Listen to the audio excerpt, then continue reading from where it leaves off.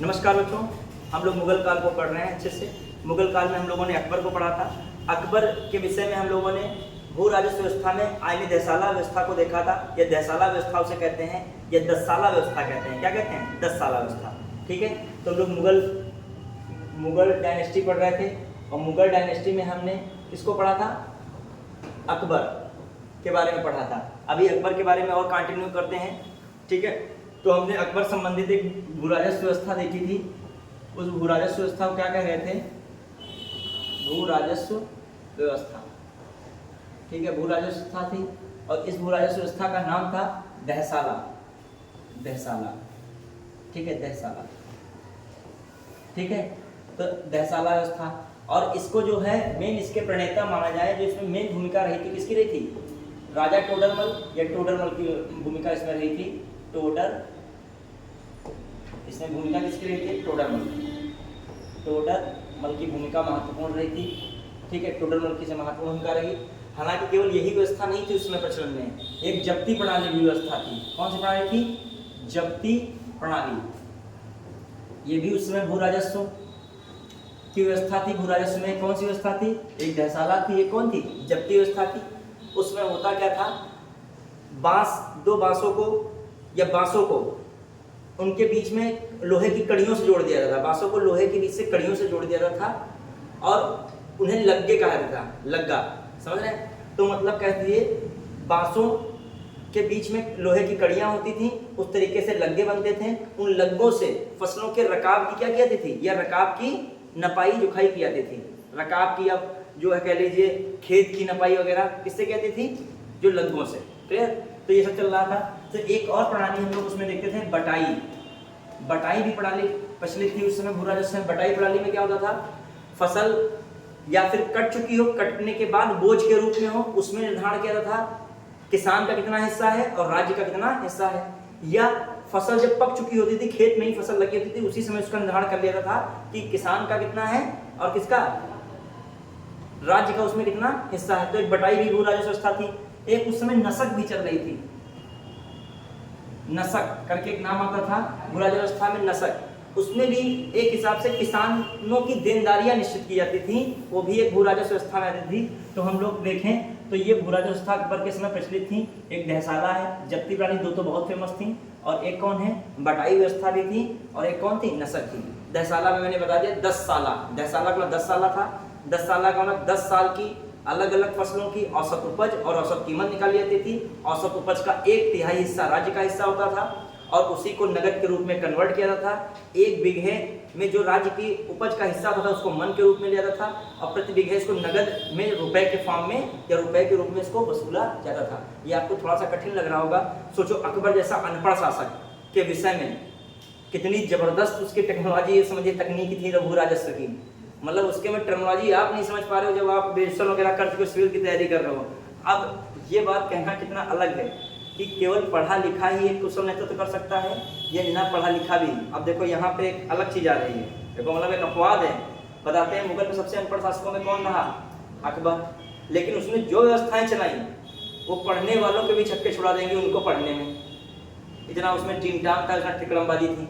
तो ये वाला सिस्टम हम लोग आगे बढ़ रहे हैं। अब हम लोग देख रहे हैं आगे की चीजें। देखो, अकबर होशियार बहुत था। वो चाहता था कि हमारा भू राजस्व अच्छे से निकले, बड़ी सेना रख सके, हमको धन की कमी ना हो, हम अदर चीज में इसको जो है लगा सकें और हम अच्छे भी बने रहें किसानों के बीच में।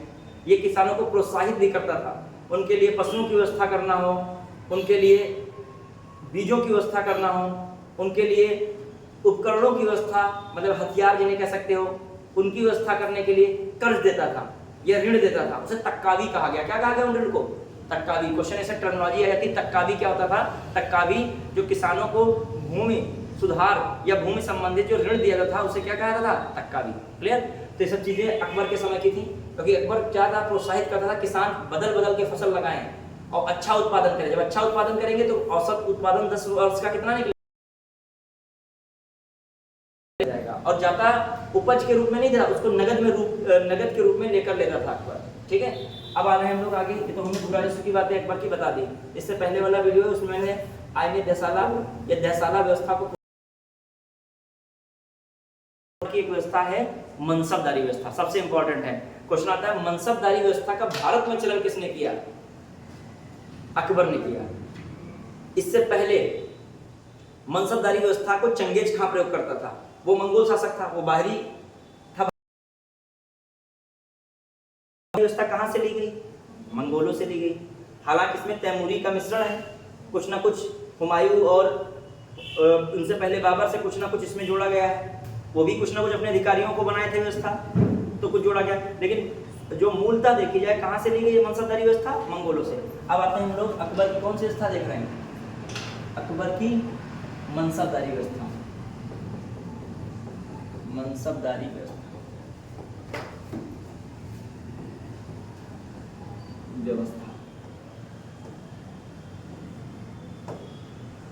अकबर की मनसबदारी व्यवस्था। क्लियर? अब चलिए हम लोग देखते हैं मनसबदारी व्यवस्था। कार्य समझिएगा कि इसमें भी 3 तिकड़ में ऐसे क्वेश्चन बहुत बनते हैं। ठीक है, क्या होता है इसमें?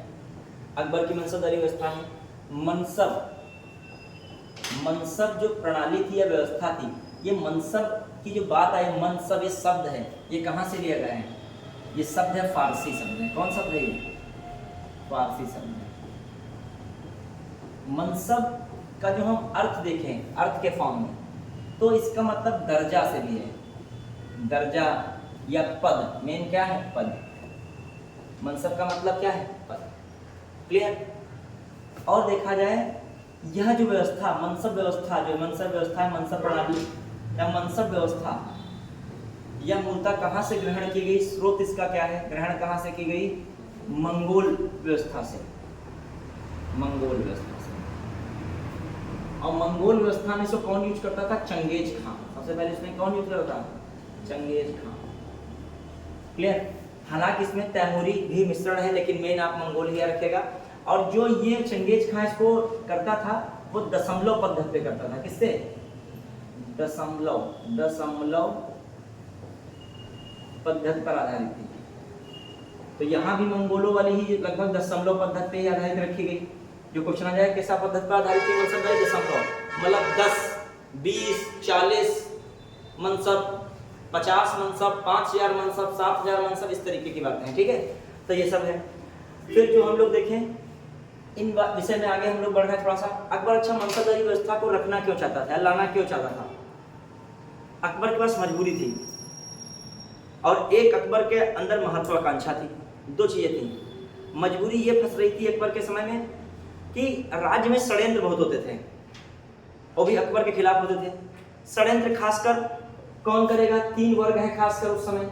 सैन्य वर्ग होता था, एक वर्ग था आपका कह लीजिए वजीर वर्ग, और एक है कौन है? अमीर वर्ग।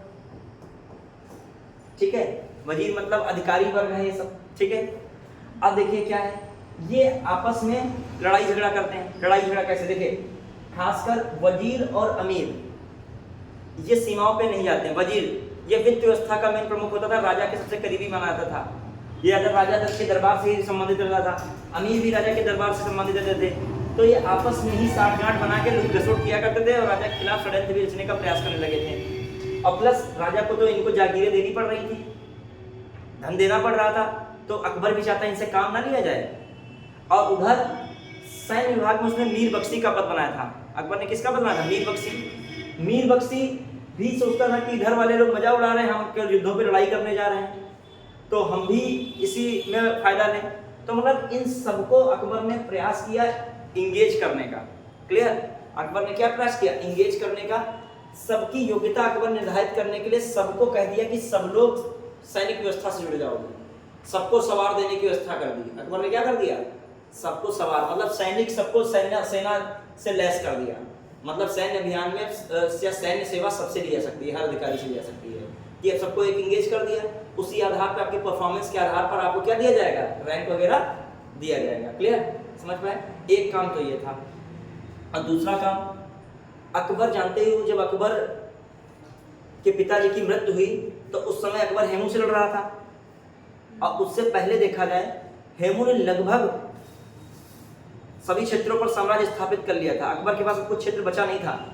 अकबर को बैरम खां की सहायता से हेमू को पराजित करके साम्राज्य विस्तार करते हैं। तो अकबर के पास 2 समस्याएं, एक तो है साम्राज्य विस्तार और करना है हमें, और एक क्या है, जो साम्राज्य विस्तार है उस पर क्या रखना है, नियंत्रण भी तो रखना है। बस विस्तार ही करते रहोगे, वहां बगावत हुई, वहां विद्रोह हुआ, एकदम ध्वस्त भी हो गया, तो दोनों काम है। तो एक मनसबदारी व्यवस्था लाने का एक कारण और क्या है इसका, मनसबदारी व्यवस्था का एक कारण, मनसबदारी प्रणाली लाने का कारण क्या है, साम्राज्य विस्तार करना, साम्राज्य क्या करना, साम्राज्य विस्तार, और क्या करना दूसरा, विस्तृत साम्राज्य पर, विस्तृत साम्राज्य पर नियंत्रण रखना, क्या रखना, नियंत्रण। क्लियर। तो मतलब मनसबदारी व्यवस्था के लिए मैंने ये बताया वर्ड, इसका अर्थ होता है क्यों अकबर आखिर मनसबदारी व्यवस्था को क्यों नहीं लेकर आया, एक नई व्यवस्था लेके आया, क्यों लेके आया, तो कारण क्या है, एक तो है साम्राज्य विस्तार करना, एक विस्तृत साम्राज्य पर नियंत्रण रखना, दूसरा कारण है जहाँ वजीर हो, जहाँ अमीर हो, सैन्य हो, सबके लिए क्या कर दिया इसने, सैन्य सेवा अनिवार्य कर दिया, सबके लिए इसने क्या कर दिया, सबके लिए सैन्य सेवा अनिवार्य, ठीक है, जिससे षड्यंत्रों से बचा जा सके और सेना को मजबूत किया जा सके, षड्यंत्र से बचा जा सके,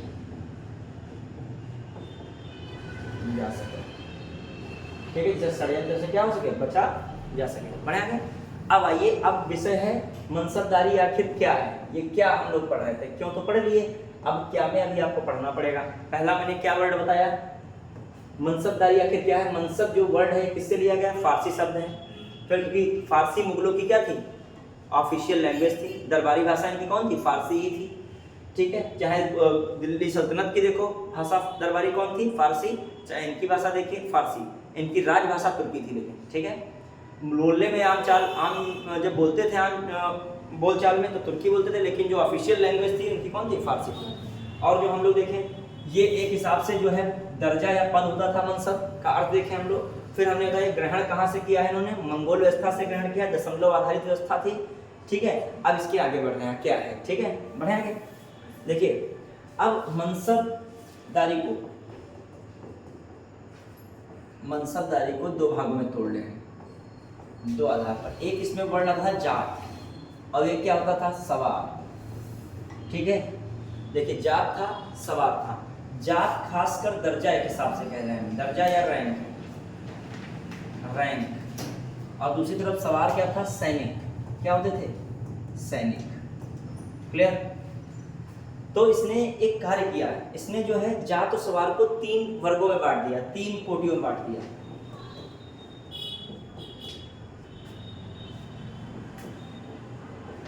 तीन कोटियों में बांटा या तीन श्रेणियों में बांटा, ठीक है। तीन श्रेणियों में किस आधार पर बांट रहे हैं ये, तीन कोटियों में। एक क्या रखा, जो है जात, नंबर 1 श्रेणी जात किसके बराबर रखा, सवार के बराबर, मतलब जात जो है सवार के बराबर, ठीक है। और फिर दूसरा जात जो है, कहाँ गया, हाँ, जात में क्या कर दिया इसने, सवार, जात के आधे से कम, आधे से अधिक, आधे जात जो है सवार जात के क्या रहेंगे, आधे रहेंगे, ठीक है, सवार जात के आधे या आधे से अधिक भी हो सकते थे, ठीक है, आधे से अधिक। अब आइए दूसरी व्यवस्था में क्या है, जात, फिर जात के बराबर आगे मामला क्या हो गया, जात, फिर इसमें फिर आगे हम लोग देखें, जात बराबर आगे हम लोग यहाँ बढ़ रहे हैं, जात के बाद इसमें क्या है, सवार जात के आधे से कम, जात के आधे से कम, अभी तुम समझोगे क्या ड्रामा चल रहा है, ठीक है।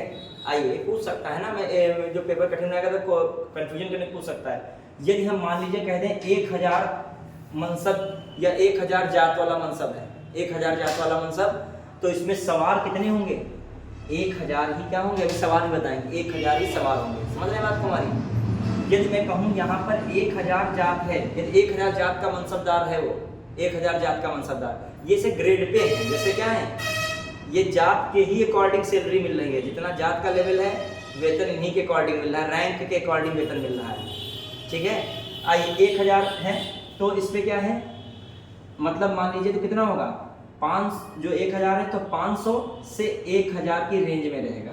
वैसे तो 500 रहेगा, आधा मैंने कहा है ना, इसका कितना होता है सवाल, जात का आधा या आधे से अधिक। क्लियर। फिर जो हम लोग देखें यहाँ पर भी जिस जात का 1000 जात का मनसबदारी है तो हम लोग इसको क्या करने, 500 से कम, 500 से कम सवार, किससे कम, 500 से कम सवार। ठीक है, क्लियर, 500 से कम सवार। क्लियर हो गया। तो 3 कोटि की थी तो कहा जाए मनसबदारी इस आधार पे कितने कोटि की, जात और सवार के अनुसार कितने कोटि की बांटी गई थी, 3 आधार पे। अब आइए क्यों इसने बनाया, अकबर चाहता था, देखो अकबर फिर मैं कह रहा हूँ अनपढ़ शासक है, ज़्यादा पढ़ा लिखा नहीं है, लेकिन उसने ऐसी व्यवस्था बनाई इन पढ़े लिखे वालों के छक्के छूट गए उनको समझने के लिए। ठीक है, देखिए क्या क्या सिस्टम बनाया, सबको कस दिया शिकंजे में और सबको परफॉर्मेंस कराने लगा, प्रतिस्पर्धा बढ़ा दी उसने, सबके बीच कंपटीशन बढ़ा दी।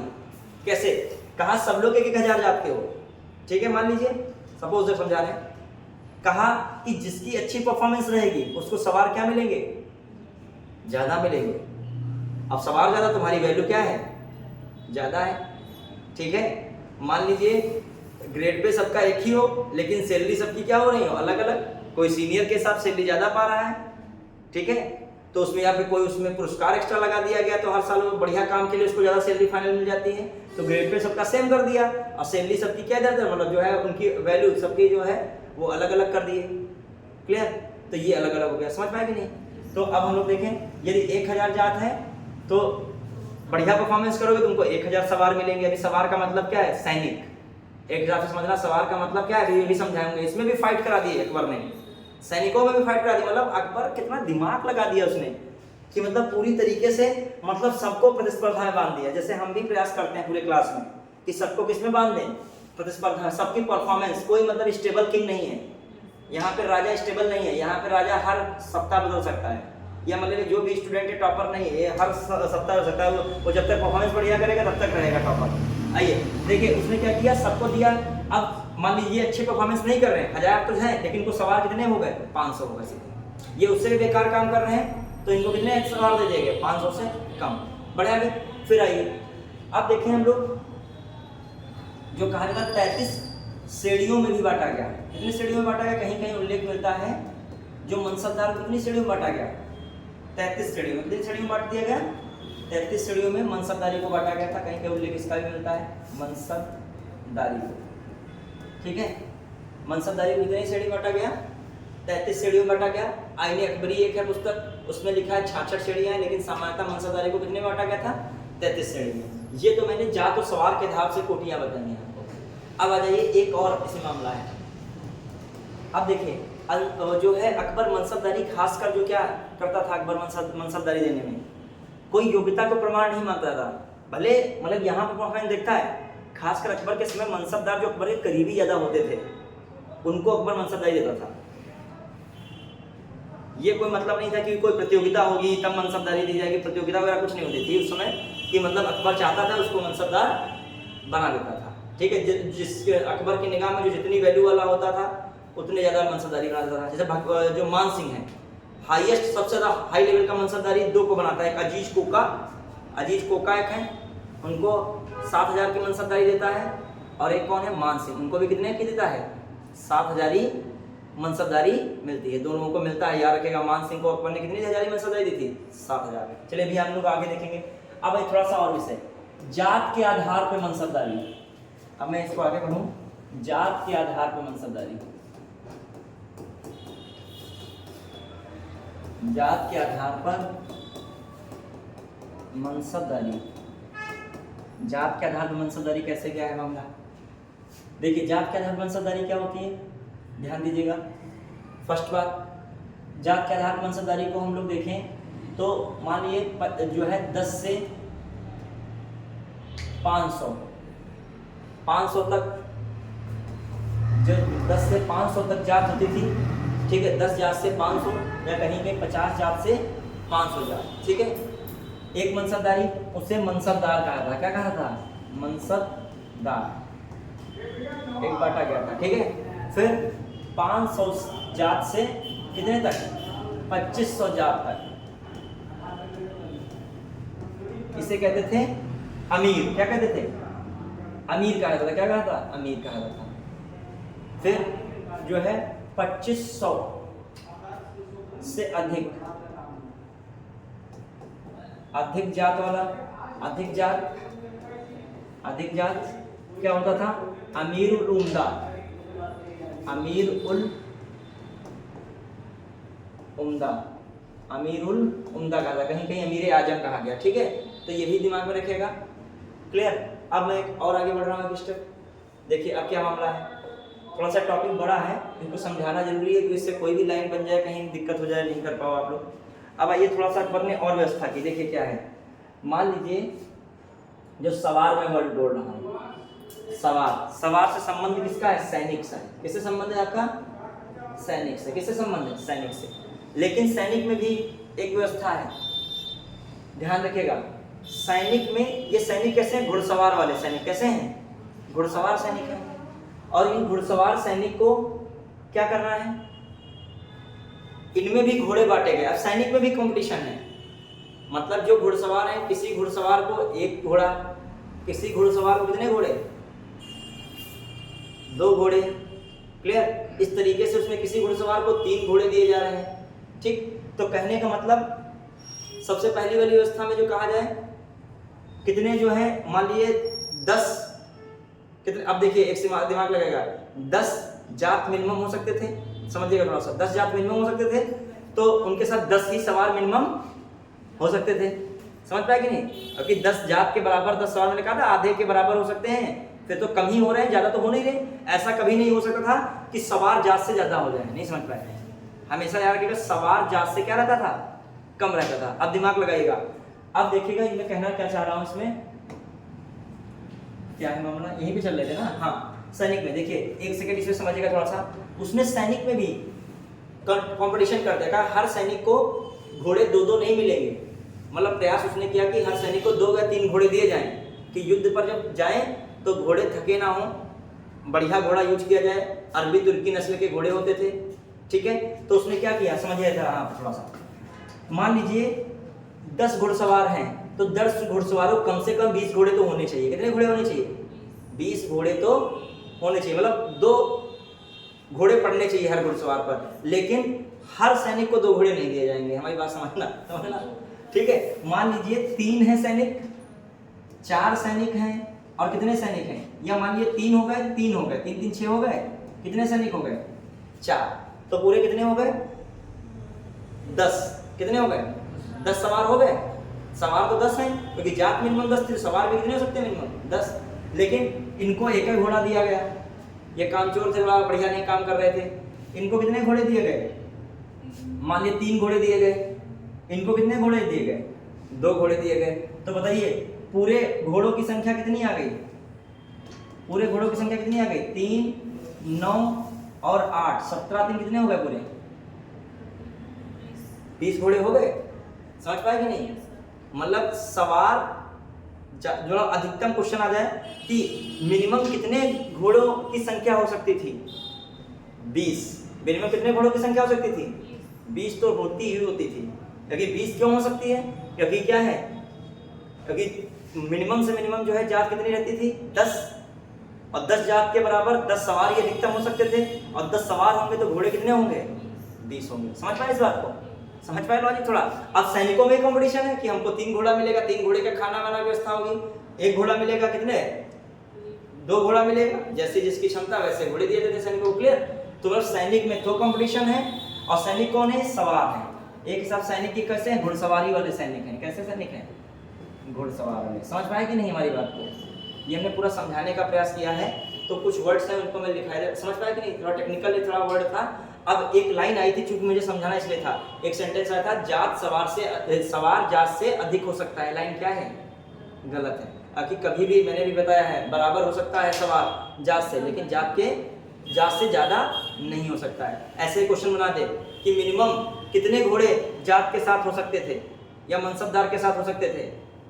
20 घोड़े, क्योंकि उसमें एक जात डिसाइड होती है, 10 जात का मनसबदार है तो कम से कम 10 जात का क्या होगा, उसका सवार मिलेगा, और जहाँ 10 जात का सवार है तो कितने घोड़े हो सकते हैं, 20 घोड़े होने हैं। क्लियर। फिर आ जाइए, ऐसी बातें आ सकती हैं। फिर आ जाए, अकबर इनकी योग्यता के लिए कोई परीक्षण कराता था? नहीं, इस तरीके की व्यवस्था के लिए कोई परीक्षण नहीं था। मनसबदारी भी वंशानुगत तरीके से नहीं थी। मनसबदारी कहीं पे वंशानुगत भले दिखाई पड़ी, वैसे वंशानुगत नहीं रखी गई थी मनसबदारी। अक्सर ले भी दी जाती थी, दे भी दी जाती थी। क्लियर। अब आ जाइए थोड़ा सा और पढ़ें, क्लियर होगा कि नहीं। ये पॉइंट्स हैं, इसमें पॉइंट क्या बन सकता है, सवार वाला और जात वाला। अब बढ़ रहे हैं हम लोग आगे, इसमें एक दो चीज और देख लेगा। देखिए रखा इन्होंने गया था 10 से लगभग 10 से 100 जात वालों, 100 जात तक तो वेतन लगभग दिया देते। क्या दिया जाता है, वेतन, मतलब जिस मनसबदार के 100 जात तक होती थी लगभग वेतन दिया जाता था नगर। लेकिन ज्यादा जात बढ़ने पर, ज्यादा जात जब बढ़ जाती थी 100 से ऊपर, खासकर ज्यादा जात पर क्या हो जाता था कि उनको जागीरें दी जाती थी। क्या दी जाती थी, जागीरें। समझ पाए कि नहीं, जागीर एक कोई भूमि का क्षेत्र दे दिया जाए, उसको क्या कहते थे, जागीर कहते थे। समझ पाए। जैसे ही गुप्त काल को खत्म करने में सामंत व्यवस्था का योगदान था, ऐसे मुगलों को खत्म होने में क्या था, जागीरों का योगदान था। वो मनसबदारी प्रथा का भी कहीं ना कहीं कारण था। बताता हूँ ना, यदि विज्ञान वरदान है तो विज्ञान क्या है, अभिशाप है। तो यदि वरदान भी साबित हो रही है अकबर के समय, तो ये अकबर को बर्बाद, अकबर के बाद जो आगे आने वाले समय में शासकों को बर्बाद भी कर दी इस व्यवस्था ने। औरंगजेब के समय आते इतनी जागीरें बढ़ चुकी थी उसके समय तक कि उसके लिए जागीरें बची ही नहीं थी किसी को देने के लिए। और जो जागीरदार थे वो पावरफुल होते चले गए, बहुत ज्यादा, बहुत बड़ी बड़ी जागीरें मिल गई, तो आगे चल के किसी खटिया खड़ी करने लगे शासक के। उधर शासक जब कमजोर हो रहा है तो जागीरदार क्या हो रहे हैं, मजबूत हो रहे हैं। वही वाले सामंत में जो मुख्य जो राजा कमजोर हुआ तो सामंतवादी जो छोटे छोटे क्षेत्र वाले शासक थे वो क्या होते चले गए, मजबूत हो गए। क्लियर, बढ़ेंगे। चलिए, कहीं भी सेंटेंस में लिखा हो मुगल को पतन करने में महत्वपूर्ण भूमिका जो है मनसबदारी व्यवस्था भी रही, तो ये भी एक सही कारण है उसके आधार पर। ठीक है, आगे बढ़े इसमें। तो हम लोगों ने ये सब भी देख लिया कि नगद क्या है। अब थोड़ा सा और देख रहे हैं। बताया था जैसे अकबर के समय पूछ लिया जाए कि अकबर के समय अकबर ने लगभग 29 मनसबदारों या 5000 मनसबदारी थी। लगभग 29 5000 क्या थी, 5000 मनसबदार थे। 5000 मनसबदार थे, समझ रहे हैं। अकबर के समय लगभग 5000 मनसबदार थे। मतलब 5000 मनसबदार कितने थे लगभग अकबर के समय, 29 थे। और यही संख्या जो है 5000 मनसबदार वाले 5000 मनसबदार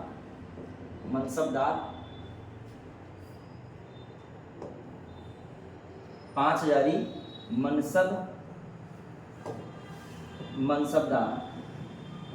मनसबदार किसके समय हो गए 5000 मनसबदार, औरंगजेब के समय। किसके समय हो गए, औरंगजेब।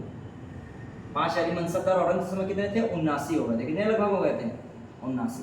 मतलब 5000 जो मनसबदार अकबर के समय मात्र उनकी संख्या कितनी थी, 29 थी। लेकिन औरंगजेब के समय इतनी संख्या बढ़ गई, लगभग 79-80 के करीब आ गए। क्लियर। एक और बात याद रखेगा, अकबर ने, यहीं पे अकबर ने, हम एक और लाइन लिख रहे हैं आगे बढ़ते हुए, अकबर ने सबसे ज्यादा मनसबदारी, सबसे ज्यादा 7000 मनसबदार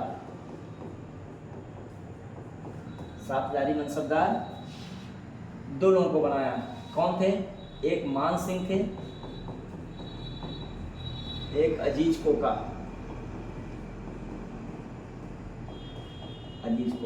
क्लियर। तो ये है अजीज कोका है, और एक कौन है, मान सिंह। मान सिंह से पूछा जाता है सर क्वेश्चन, सबसे हाईएस्ट मनसबदारी किस मुगल व्यक्ति को मिली। देखिए एक चीज बताएं, जो मनसबदारी हाईएस्ट मिलती थी वो शाही दरबार के लोगों को ही मिलती थी। ज्यादातर जो आम लोग होते थे उनको इतनी मनसबदारी नहीं मिलती थी, कम मनसबदारी में समेट दिया जाता। 5000 मनसबदारी बहुत बड़ी मानी जाती थी, और 7000 तो सबसे श्रेष्ठ। जैसे मान लीजिए इसमें कैबिनेट सचिव है, उसके साथ मतलब कैबिनेट सचिव, मतलब जो ब्यूरोक्रेसी में देखा जाए सबसे ज्यादा हाईएस्ट सैलरी किसकी होगी, कैबिनेट सचिव के स्तर की, तो उसको मतलब समझ लो वो है मान सिंह, उस लेवल के हैं। सोचो अकबर कितने खास होंगे। और देखें दूसरा जो हम लोग देखें, जो सबसे हाईएस्ट मनसबदारी 40,000, कितने की मनसबदारी? 40,000 मनसबदारी किसको थी? दारा सिको। और क्यों दारा सिको को 40,000 की मनसबदारी थी? कि दारा सिको वैसे भी सुल्तान होने वाला था, क्योंकि शाहजहां का बड़ा बेटा कौन था? दारा सिको। बाद में भले ही औरंगजेब बन गया हो, लेकिन तभी दारा सिको को कितनी? 40,000 की मनसबदारी। दारा सिको कितने मनसबदार था? 40,000 मनसबदार।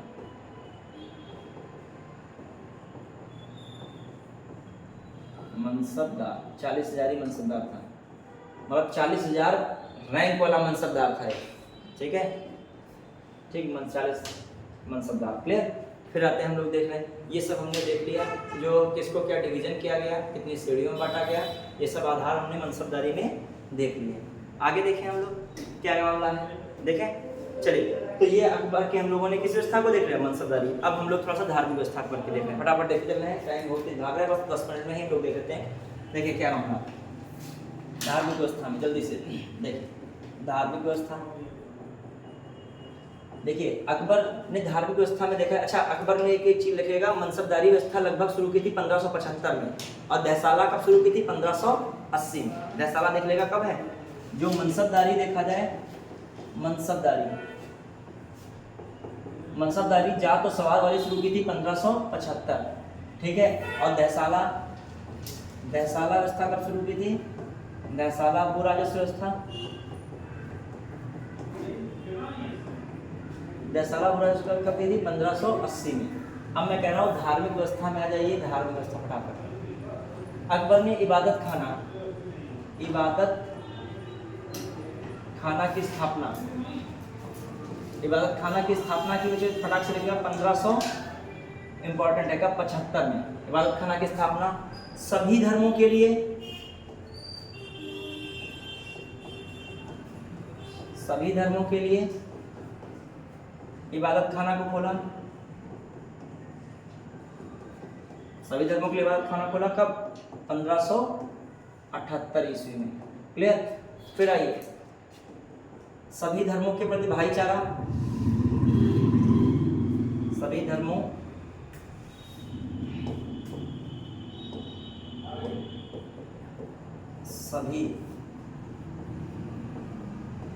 धर्मों के प्रति सौहार्द हेतु सुलह कुल नीति शुरू की थी। कौन सी व्यवस्था शुरू की थी? सुलह कुल नीति शुरू की नीति। और इबादत खाने में मुस्लिम धर्म गुरु के साथ अकबर बैठक करता था। बाद में अकबर ने सभी धर्मों के लिए इबादत खाना खोल दिया। अकबर सबसे चर्चा करता था, हर धर्म से जुड़े हुए जो धर्म गुरु थे, जो विद्वान थे, ठीक है। फिर आ जाइए अकबर के समय और क्या हो रहा है। देखिए अकबर के समय जो हम लोग और देखें क्या क्या इंपॉर्टेंट बातें हैं। ये हो गया 1578 में। फिर अकबर ने जो है दीन इलाही, याद रखिएगा, दीन इलाही शुरू किया अकबर ने कब? 1582 ईस्वी में। दीन इलाही अकबर ने कब शुरू किया? याद रखिएगा 1582। थोड़ा शॉर्ट में आप कर रहे हैं। अकबर ने धार्मिक व्यवस्था संबंधित प्रयाग और बनारस, खासकर बनारस जाने वाले लोगों पर तीर्थ यात्रा कर समाप्त कर दिया। तीर्थ यात्रा कर समाप्त किया कब? 1563 ईस्वी में। क्लियर? फिर आइए अकबर ने हिंदुओं पर लगने वाला धार्मिक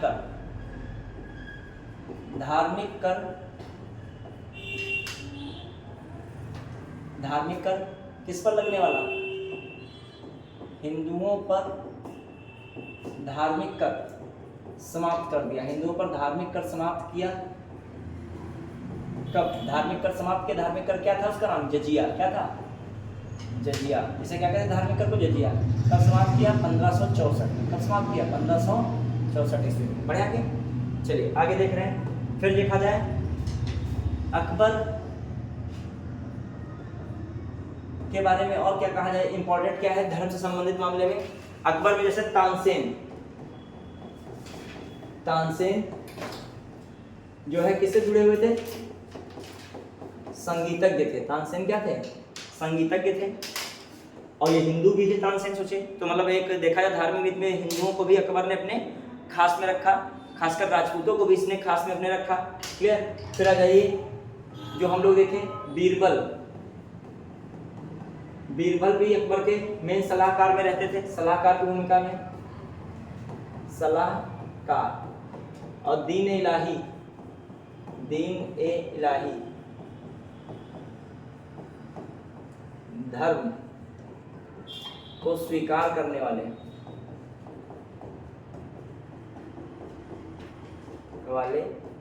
एकमात्र हिंदू, एकमात्र हिंदू। क्लियर। फिर बीरबल हो गए। फिर जो है राजा टोडरमल, राजा टोडरमल है, टोडरमल ये किससे संबंधित थे? वित्त से संबंधित थे। क्लियर। तो ये समझ लीजिए, थोड़ी छोटी चीजें हैं, छोटी मोटी। अब आइए फिर अकबर के समय जैन धर्म से संबंधित कौन थे? जैन धर्म से हरविजय सूरी। ये कौन थे? हरविजय सूरी। इनको अकबर ने कौन सी उपाधि दी थी? जगत गुरु, जगत गुरु की उपाधि। अकबर ने इन्हें कौन सी उपाधि दी? जगत गुरु की उपाधि, याद रखिएगा। और जैन धर्म से संबंधित एक और व्यक्ति थे, जैनाचार्य थे, चंद्रसूरी। वो भी अकबर संबंधित है, चंद्रसूरी। इन्हें अकबर ने कौन सी उपाधि थी? चंद्रसूरी को युग प्रधान की कौन सी उपाधि थी? युग प्रधान। क्लियर। तो अकबर के विषय में देखा जाए, अकबर ने सभी धर्मों के लिए जो है व्यवस्था की, ये सभी इसलिए प्रकट कर रही है। अकबर ने जो है ये सब बातें मैं बता दे रहा हूँ कि हिंदुओं से, खासकर हिंदू क्या सभी से कहते थे कि एक विवाह कीजिए, दूसरा विवाह तभी कीजिए जब पहली स्त्री क्या हो? बंध्या हो। ठीक है, स्त्रियों के लिए भी यही था। अब आइए जो आप आगे देखते हैं क्या है अकबर के विषय में, थोड़ा बहुत और देखते हैं। अकबर के समय स्थापत्य कला, अकबर के समय स्थापत्य कला, स्थापत्य कला। ठीक है, देखते हैं अकबर के समय स्थापत्य कला। खासकर अकबर ने जो है गुजरात विजय की बात बहुत जगह बताया था है। गुजरात विजय के उपरांत बुलंद दरवाजा बनवाया।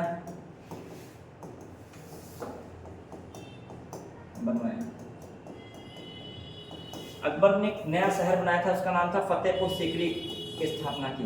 फतेहपुर सीकरी की स्थापना की और फतेहपुर सीकरी शहर में स्थापित किया। उसमें कई सारे थे, बीरबल महल, जोधाबाई महल,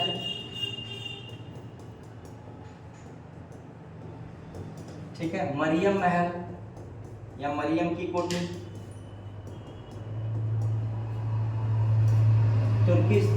तुर्की सुल्तान का महल,